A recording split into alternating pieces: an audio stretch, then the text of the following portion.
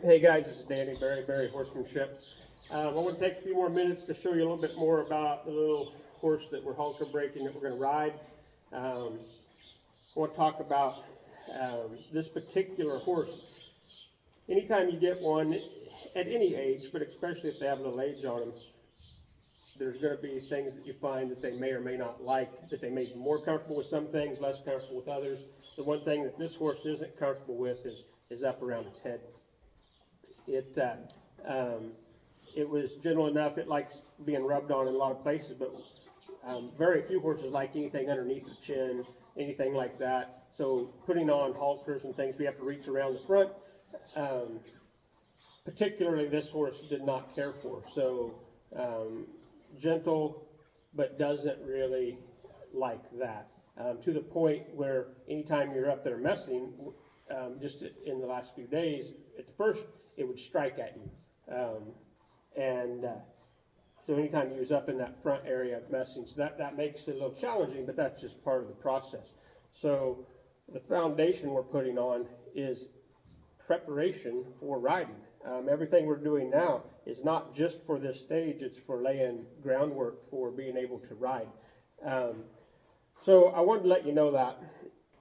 So each day we're making friends, just like this right here. This, when the horse first came, was okay with this until you started adding anything like trying to put stuff on, and then it lost its trust really well, because it's not something it was comfortable with. So now we're back to being able to do this, and that's allowing us to rub there more, get it desensitized to the touch in all those places for taking the halter on and off, and it's really working great. Just for in a few days, we're making some progress. But foundation is key. And like I said, it's not just about making this horse lead or just making it get comfortable with these things. I want it to learn to get comfortable with these things, because everything we build on from here is trying to get trust. And I've said it before, the recipe that I believe in, and until somebody tells me something different, I don't see it working any other way. I think it's obedience, respect, and trust. Those three things, and in that order. We have to have some obedience, just like leading. You know, if the horse tries to take off, I have to be able to get control of it.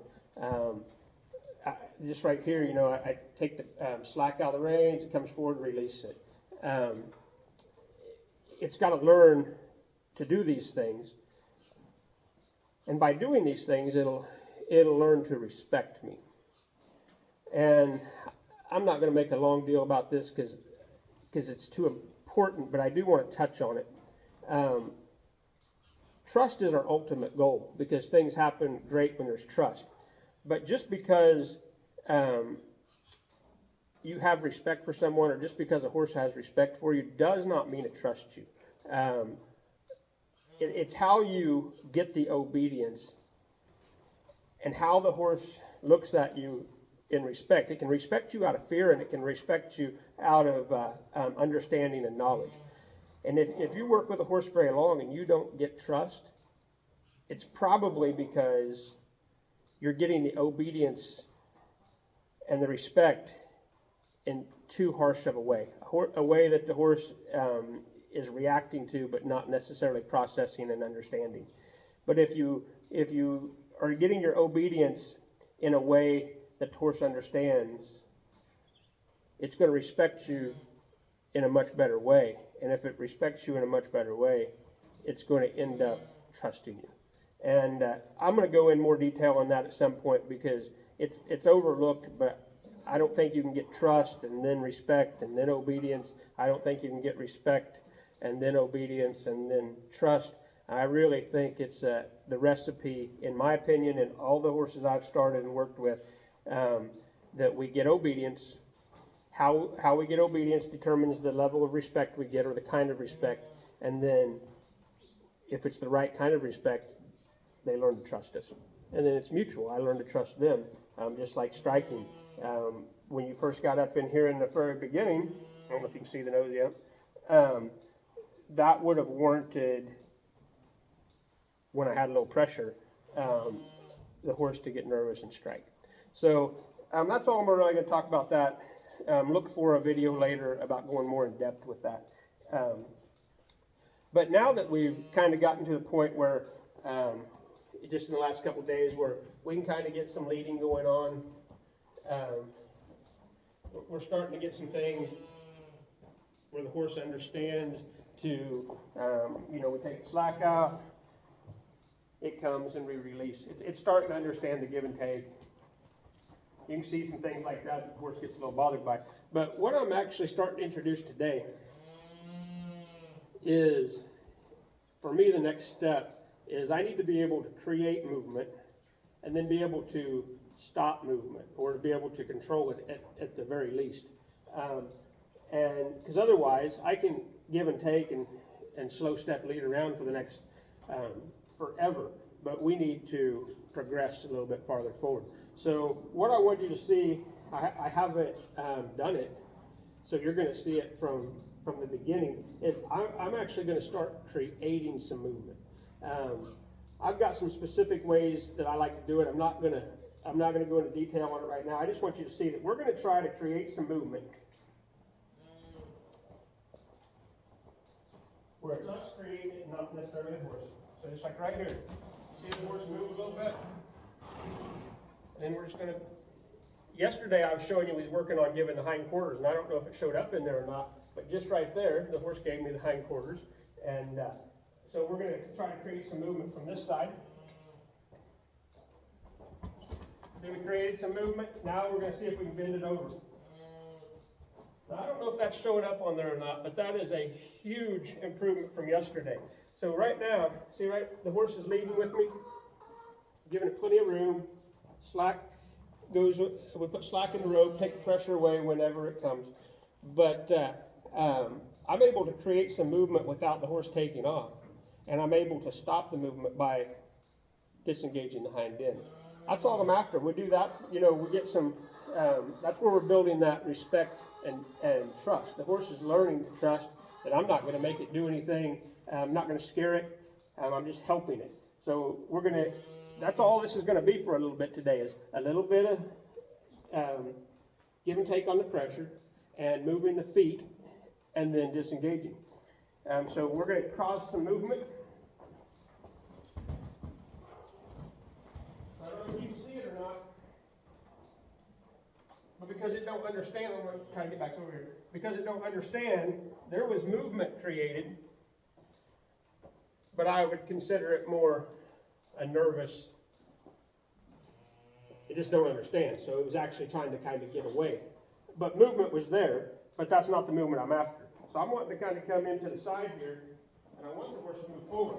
You see that? Move forward. I'm going to see if you can see it or not. Disengage. There. I don't know if you showed up in there or not, but those hind ends stepped underneath really nice. So I'm not trying to create backward movement. That's natural for them trying to get away. I'm trying to get forward movement that I can control, that I can get some softness on the halter or the bridle, we're going to call it, or I can get some softness in the hind quarters. That's all we're really after today. So move the feet forward softly. That's real nice. Now we're going to disengage the hind end and try to get some softness. There. I hope that showed up. I got some softness on the halter, which in turn led to some softness in the hind feet. I hope that makes sense, because it is the foundation and the key ingredients for everything that's going to happen from here on out. I need the horse to understand that when I take the slack out of the reins, that it comes forward. See how soft that's getting? It's because we haven't ever tried to force anything. It's understanding and learning. When I take the slack out, it comes forward and the pressure goes away. So we're going to continue to do that. We're going to continue getting it more comfortable with being touched up here in the front end. I'm actually having to spend a lot of time with that. Everything else is getting pretty easy, but it's still pretty leery about that. The next thing we're going to do is just try to create the movement. Forward movement. See that? Forward movement. Forward movement. Disengage the hind end, stepped around nice. I've got a whole lot of things that are very simple and very basic that build upon each other. And I could talk for 3 hours about telling you what they are. I'm not going to do that. I'm just going to pick something that I'm working on, and then each day I'll give you a little bit more of what I'm looking for. Because some of the things I'm having happen that I might not be talking about, because I just want to basically focus today on that we're going to create movement. I'm going to let him go ahead and go for a second so he knows that he can just continue to move. Create movement. And now I'll disengage you. Nice on the hind end. I want to, if the horses aren't bothered, I want to caution on just getting a few steps and then always stopping. Because then you have to really work on work ethic, I call it. If you get a couple steps and then, especially when you first get on and you're constantly stopping them, they don't ever want, they kind of get their feet in a bind and they don't ever want to move forward. And so if one's trying to take off with me and drag me, I'm definitely trying to get it broke over in the hind end and let it know that I don't want it taking off. I just want it to move off when I ask. And so if they're doing that softly, I would encourage letting it go around. Let it move its feet. It's not necessarily lunging. It don't matter where we go. It's just a matter of moving its feet around. Let it move it for a little while. Let it realize that it's okay to move its feet. And then go ahead and break the hind end over a little bit so it can, when it stops, so it starts learning how to move its body. So let's get some forward movement again.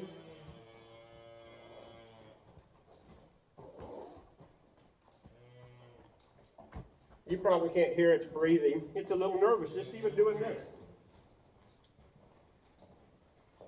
I don't know if we're in the screen or not. We'll come back over there. There we go. Now we're going to get the hind end.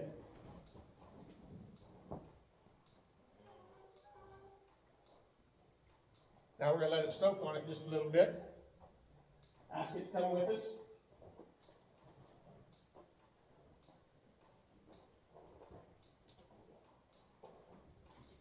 No matter what stage that we're in, I always say if the horse is trying to get away from me, then for very long, then I'm not laying that foundation right. They naturally might want to get away from you at first, but the more you interact with them, the more that they should want to be with us. And you can see it's got a nice soft eye. This is going to be a really nice horse, but you can't rush the foundation. Well, anyway, I'll kind of keep you posted on as we progress with this. This hasn't even been, actually it has been just about a week that the horse is here. So it is maybe just a few days over. So you'll get to see the progression, and I'll show you as we keep going. I'll keep showing you. All right, have a blessed day.